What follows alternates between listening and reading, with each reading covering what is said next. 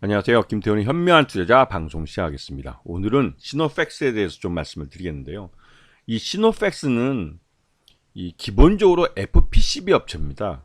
그 FPCB 사업에서 그러니까 수익을 내는 부분들을 갖고 이 필터 사업을 한 거죠. 그래서 필터 사업의 매출액은 전체 매출액이 한 10% 정도밖에 되지 않습니다. 하지만 향후 성장성은 굉장히 큰 사업으로 인식되고 있죠.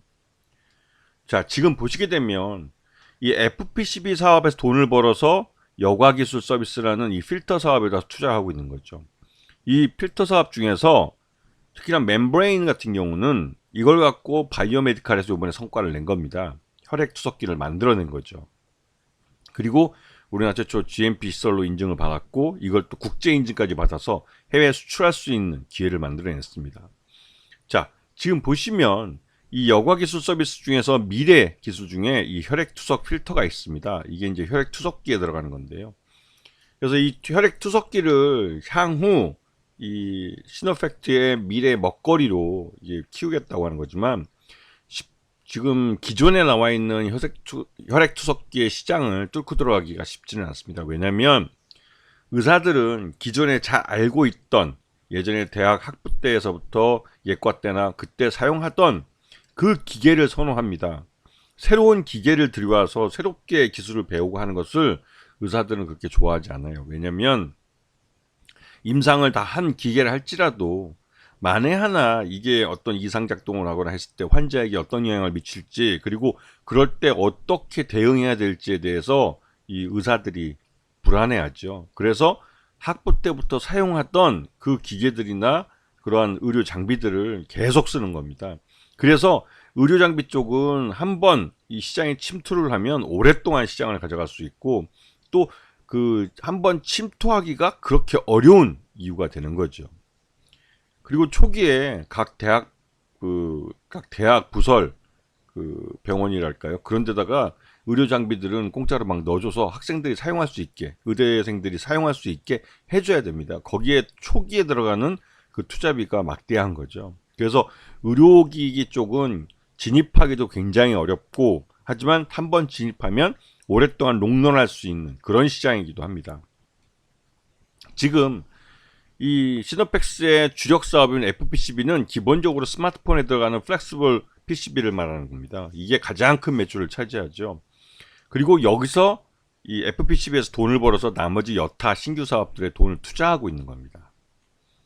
자, 그리고 이 여과기술 서비스라는 기본적으로 필터 쪽인데요. 이쪽은 요번에 성과를 낸 메디칼 헬스케어, 제약바이오 이쪽, 혈액 투석기 쪽 이런 것도 있지만 반도체나 멤브레인을 이용한 이런 것들도 지금 그 시장이 꾸준히 크고 있는 시장이기도 합니다.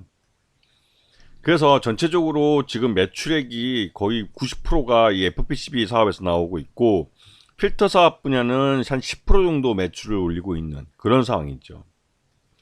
자, 그리고 이 3분기까지 포괄손익계산서를 보시게 되면 그래도 1970억 정도 그 꾸준히 매출액을 올리고 있고, 영업이익도 한 178억 정도 많이 난 거죠.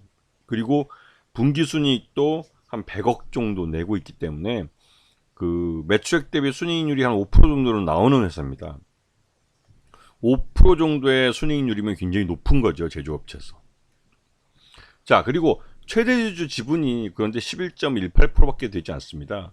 그 시노텍스라는 회사가 이 시노팩스의 이 최대주주인데, 그 법인이 9.91%밖에 갖고 있지 않고, 또 최대주주 특수관계는 다 포함해서 11.18%밖에 되지 않는 지분을 갖고 지배를 하고 있죠. 일반적으로 이렇게 최대주주 지분이 낮으면 솔직히 말씀드려서 그 회사에 대한 신뢰도는 굉장히 낮은 겁니다. 회사가 진짜 좋아서 잘 돈을 벌어서 롱런을 하고 계속 성장해 간다면 최대주주가 이렇게 적은 지분을 갖고, 그것도 주가가 굉장히 낮은데도 불구하고 이렇게 적은 지분을 유지하는 건, 이건 굉장히 위험한 거죠. 왜냐하면 적대적 M&A 대상이 될 수가 있습니다. 자, 요번에 시노팩스의 그 주가가 급등한 것은 혈액투석계가 이제 ISO 13485라는 국제 인증을 받은 거죠. 이 국제 인증을 받은 건 제조로부터 유통, 그리고 판매까지 할 수 있는 이거의 국제 인증을 받은 겁니다. 그래서 이걸 기반으로 이제 해외에 수출을 할 수 있게 된 거죠. 그 전에는 국내 최초로 이제 혈액 투석기에 대한 GMP 인증을 획득했습니다. 그래서 이제 그 국내에서 혈액 투석기를 직접 만들 수 있는 그런 그 뭐랄까 환경을 공장을 갖게 된 거죠. 자, 그래서 시노펙스의 지금 3분기 실적 기준으로 봤을 때 적정 주가는 12,000원 정도로 평가되지만 지금 현재 이 회사의 주가는 지금 4,995원, 즉 그러니까 뭐 대략 4,000원, 5,000원대 정도 되는 거죠. 그러면 전체 뭐 그 적정 주가보다 한 반토막밖에 안 되는 이유가 있을 텐데요. 그 이유는 바로 이 시노펙스의 자회사들이 너무 많다는 겁니다. 사업 자체가 흩어져 있고 그 흩어져 있는 그 법인들마다의 실적을 갖고 이 시노펙스의 실적이 만들어지기 때문에 이게 통합적으로 잘 관리되기 어려운 거죠. 그래서 시노펙스의 최대주 지분이 11%밖에 안 되는 겁니다. 그리고 최대주 지분이 이렇게 낮을 경우에는 솔직히 좀 이 회사에 대한 신뢰도는 많이 떨어지는 거죠. 다만 이 회사는 이제 기본적으로 전환사채나 이런 것들이 주식으로 전환되는 게 다 완료가 됐기 때문에 이제는 그 완료된 그 전환사채를 비싸게 팔 기회를 줘야 되는 그런 상황이죠. 그래서 주가를 끌어올리기 위한 호재성 재료들을 많이 내놓을 타이밍이기도 합니다. 이런 부분들을 봐서 그 타이밍만 잘 맞춰도 뭐 단기간에 큰 수익을 올릴 수도 있죠. 자, 시노펙스는 기본적으로 FP12 업체라는 걸 반드시 기억하셔야 됩니다. 그리고 요번에 이슈가 됐던 혈액투석기의 기반 기술이라고 할 수 있는 여과 기술, 그 여과 기술은 말 그대로 전체 매출액의 한 10% 정도밖에 되지 않는 아직은 적은 비중을 차지하는 기술이라는 것을 분명히 기억하고 있어야죠.